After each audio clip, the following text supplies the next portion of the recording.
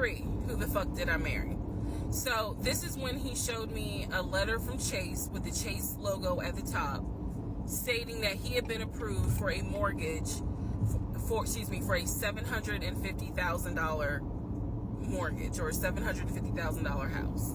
So he was like, we can't go over 750. And I said, I remember asking him, can you afford the mortgage on a $750,000 house? Because I know I can't. This is when he explains to me, I told you how I played arena football. I invested my money really well. So he said, I have money that will help pay for the mortgage. He was like, we're good. Like, I'm financially, I am okay. He was like, that's why I'm able to get approved for $750,000 mortgage. So he told me that his money was in different savings accounts. He said he had an account with Chase Bank, he had an account with US Bank, and he had an offshore account. This is what he told me.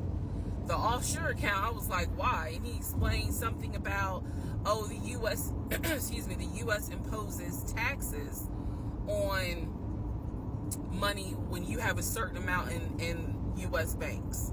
He was like, so everybody knows that it's smart to have some money in an offshore account.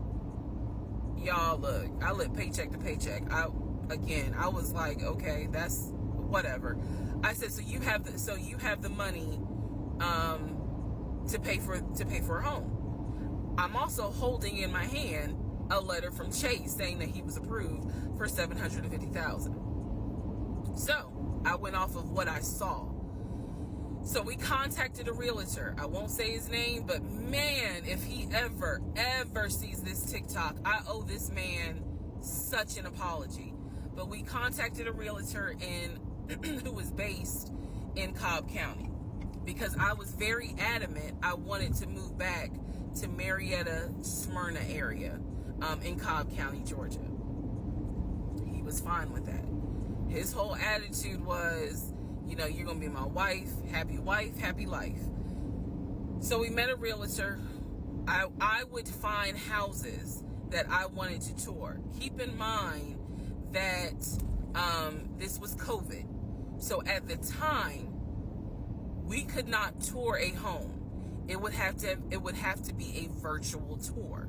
So this particular realtor, we found a house in Douglasville, Georgia. Not Cobb County, but nevertheless, it's in Douglasville.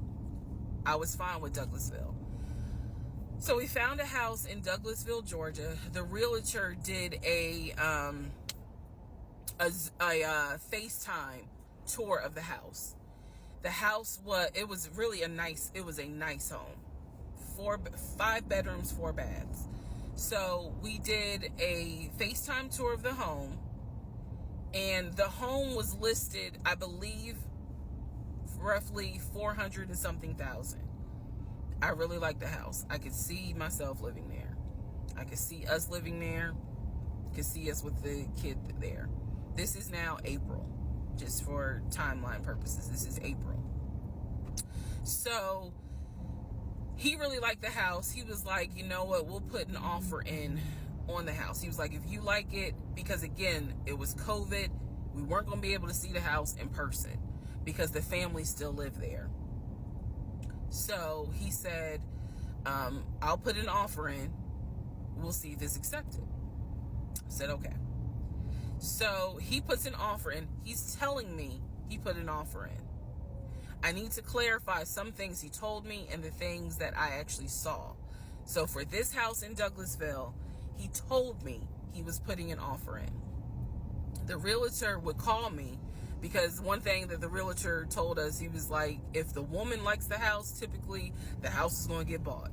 So he kind of dealt with me a bit more than he did my ex-husband. And again, this is April 2020.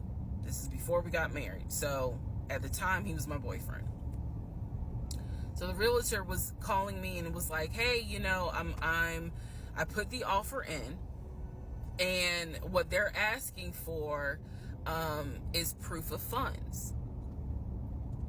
And I did not know anything at this time about buying a house. So I was like, hey, you probably need to talk to him, because I'm not even listed on the mortgage. Like, from the paperwork I saw, it was only in his name. So he called him.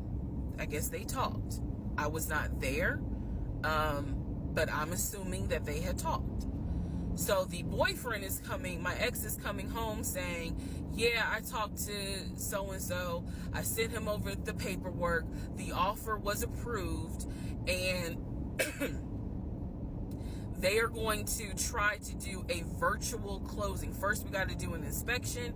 If the inspection goes all well, then we have to do a virtual closing. He also told me that he put down earnest money on the home. He put down, I believe, $5,000. He said, I just transferred the money over to the realtor's account or whatever, so that it could be earnest money for the house. So I'm just like, okay, great. He was like, so realistically, this is April. We should be able to get in that house by June. Okay, no problem. So this is what he told me.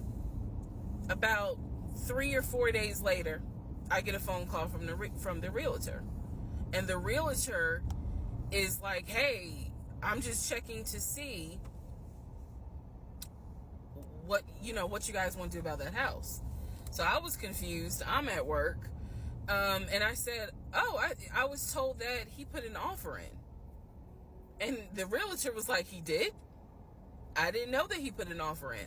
And I said, well, why wouldn't you know? Like, he told me he put the offer in, and he had paid earnest money, $5,000 earnest money.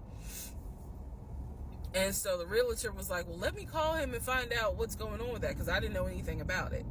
So red flag, of course. So I call him, and he, in true narcissistic nature, he flips the script, and he like goes off. He's like cussing, going off, like he shouldn't, excuse me, I have the hiccups. He shouldn't be calling you. If he has a question, he should call me, because I'm the one that's on a mortgage. He was like, and now it's going to be an issue. And I said, well, did you put the offer in with him or not? And he said, no, I did not put the offer in with him. I put the offer in with a friend of mine who is a realtor, so I can give him the business. So I did not hear from that realtor again. So I was just like, is the house under contract or is it not? He was like, yes, the house is under contract. This is how crazy things work out. About 3 days later, on realtor.com, I'm looking at the house because I was trying to figure out in my mind how I'm gonna decorate. It shows the house is under contract. So, showed my boyfriend. My boyfriend's like, I told you it was under contract. He was like, I did you not believe me? And I ain't had the heart to say, hell no, I didn't believe you. Like, it seemed too good to be true. But once I saw the house was under contract, I absolutely believe that, okay, it's under contract with him. Like, yeah, we're about to do inspection. We are about to move. And so we had driven by the house because, again, keep in mind, a family's still living there. So we had driven by the house. At this point, he was like, I want us to start looking for furniture so that way we can go ahead and order it. So when it's time to move, the furniture is ready, because, it takes like 6 to 8 weeks sometimes for furniture to be delivered if they don't have it in stock. Like, he was very methodical and planning and saying, this is what we need to do. So we started going to Home Depot, Lowe's, because we had a printout of what the sellers were going to take. They were going to take the appliances. He had a printout. Let me be clear. He had a printout. So it said on there that they were going to take the appliances. So we needed to get a new stove, new refrigerator, new microwave, all that stuff. So we went to Home Depot and Lowe's, and I went ham. I chose all these new appliances. And here's where we get into the shopping.